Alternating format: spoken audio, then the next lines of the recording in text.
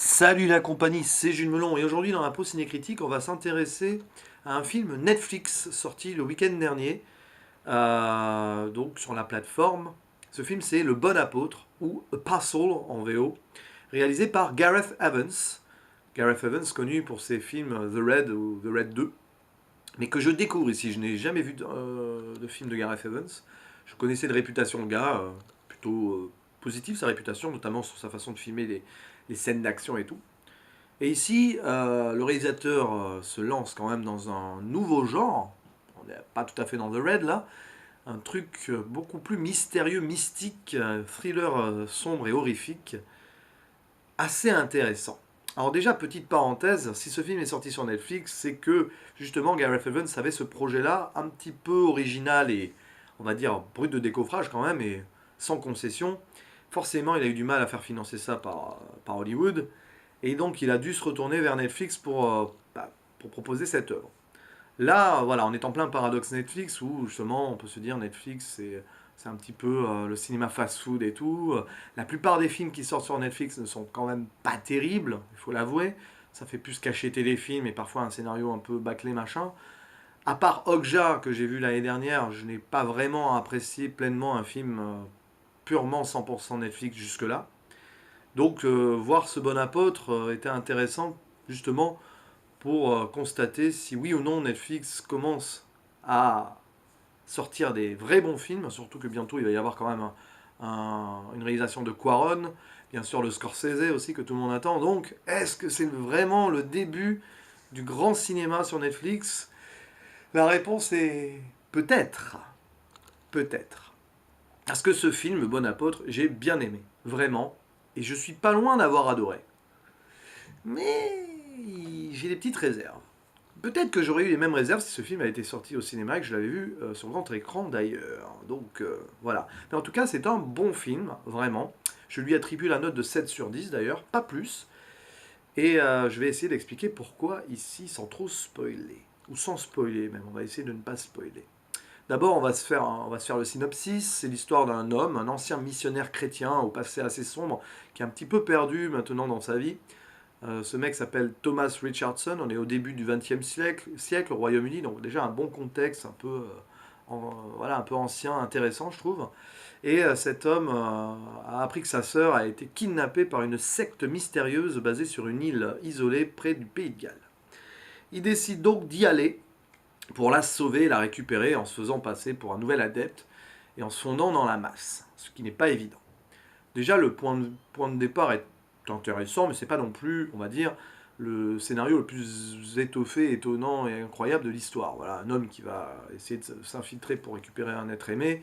Bon, même dans ce contexte-là, on a déjà plus ou moins vu ça. D'ailleurs, ça rappelle un peu, par exemple, le film de Wicker Man avec Christopher Lee notamment. Je parle pas ici du remake avec Nicolas Cage que je n'ai pas vu et que j'ai pas envie de voir. Voilà, cette histoire de secte isolée sur une île, machin, avec quelqu'un d'extérieur qui vient un petit peu mener son enquête pour machin. Ouais, donc finalement, on a ce contexte-là, donc c'est pour ça aussi que ce film m'a attiré. Voilà. Mais on n'est pas que dans The Wicker Man. On est dans un Wicker Man ici bien plus gore et plus violent, et vous allez vite comprendre pourquoi. Parce que sur cette île, c'est quand même un peu l'anarchie, la tyrannie dans une main de fer mélangée, puisque tout le monde est sous le joug de fou de Dieu, enfin de fou d'une déesse, parce qu'en fait, ils vénèrent une sorte de déesse qu'ils ont trouvée sur cette île, une déesse de la lune ou je sais pas quoi, là. Et ils sont un petit peu cinglés, il faut le dire clairement. Et c'est pas évident pour la population locale qui est complètement. Qui était allé là-bas attiré par une certaine foi, l'envie de vivre dans une communauté un peu nouvelle et tout, mais ils n'ont pas l'air super heureux, ou alors ils se forcent à être heureux pour pas fâcher les chefs, quoi.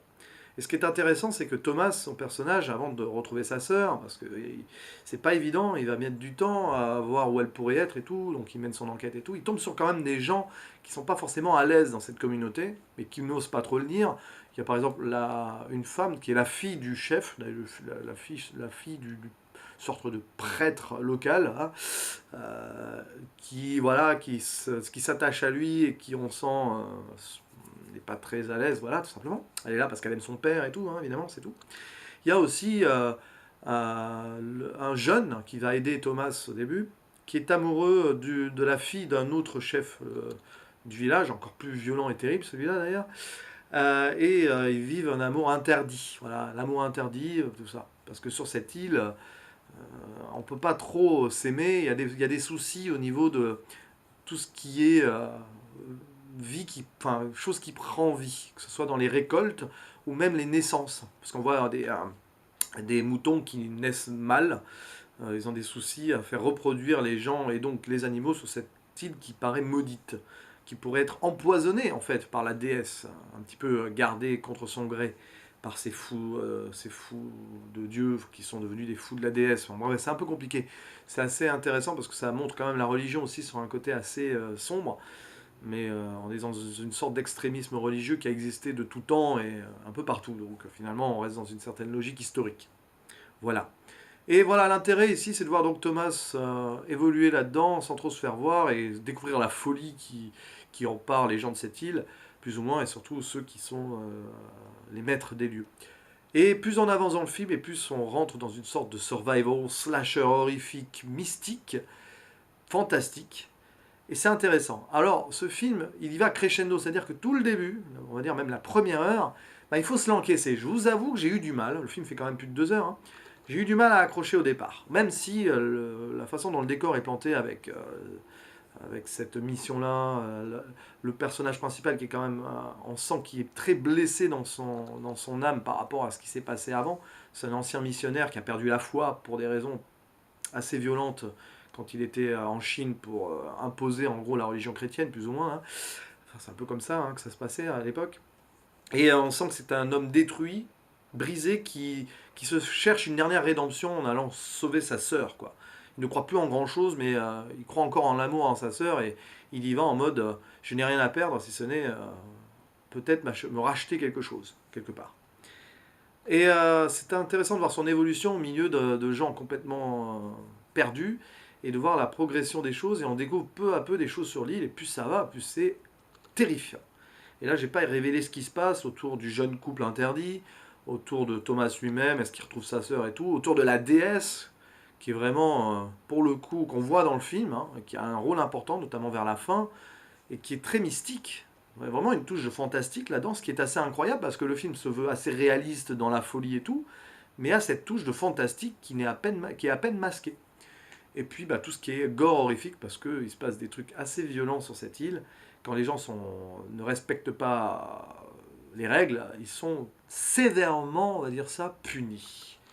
Et c'est là qu'on voit que l'un des deux chefs, notamment, est complètement cinglé. Et ça, j'en dis pas plus, parce qu'on a une scène entre donc l'un des deux chefs, le père de la fille, et l'amant caché de la fille.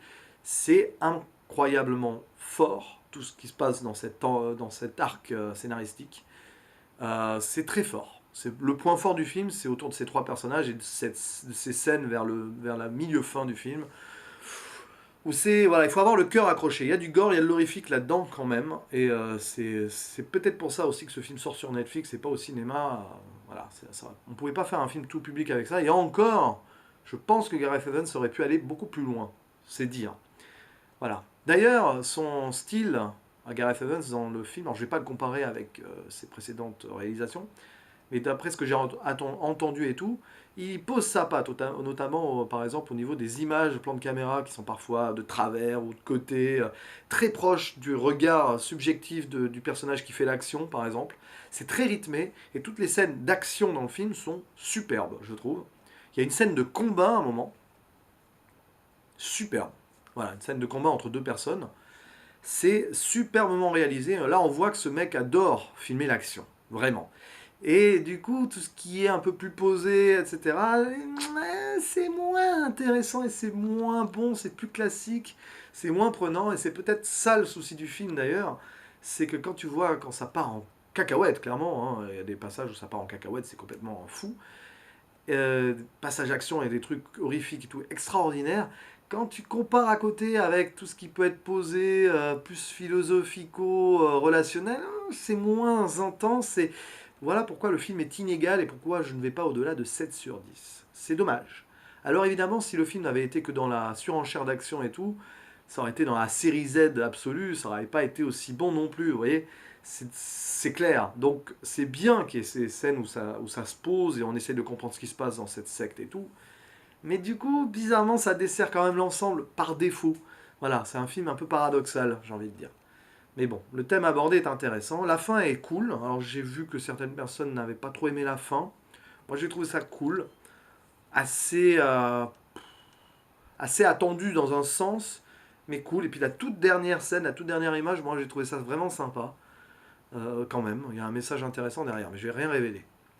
Parce que j'ai pas envie de faire de partie spoiler ici. Voilà, donc c'est un bon film Netflix, vraiment. C'est partie des meilleurs films Netflix que j'ai vus. Avec Okja. Derrière Okja quand même, parce qu'Okja, il y avait un. Il y avait quand même, bon, ça faisait quand même très téléfilm, Okja. Je reparlerai un jour quand je le reverrai. Mais il y avait un message et quelque chose dans le scénario et dans la progression qui était un peu plus fort, je trouve. Mais bon, rien à voir avec ce bon apôtre.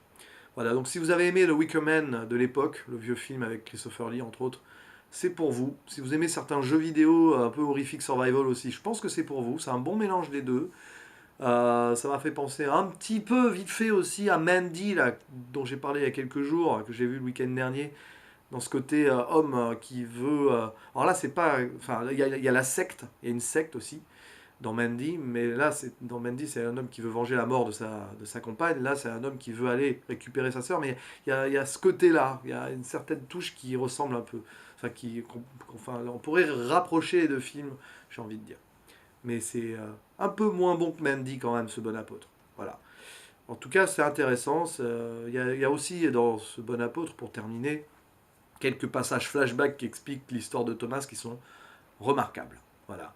Avec cette imagerie de la cross. The cross in fire, the burning cross, la croix en feu, qui symbolise la perte de foi de l'ancien missionnaire.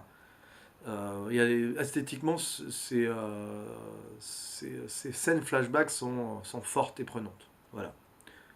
C'est vraiment pas un film positif envers la religion, d'ailleurs. Ni envers les hommes, parce que ça parle de la folie des hommes aussi, et de l'exploitation de trucs ancestraux, de la nature. Enfin, ouais, il y a quelques messages pas très optimistes envers le genre humain là-dedans, mais ça passe bien, et voilà, c'est un vrai film intéressant à voir, et qui est visuellement cool, qui marque. Voilà, il y a des scènes marquantes. C'est peut-être l'un des films qui m'a le plus marqué niveau horrifique, gore pur cette année. Il y a des scènes assez atroces quand même, je dois l'avouer. Il faut avoir le cœur accroché. Allez, c'était mon avis donc sur ce Apostle, le bon apôtre. À la prochaine, ciao.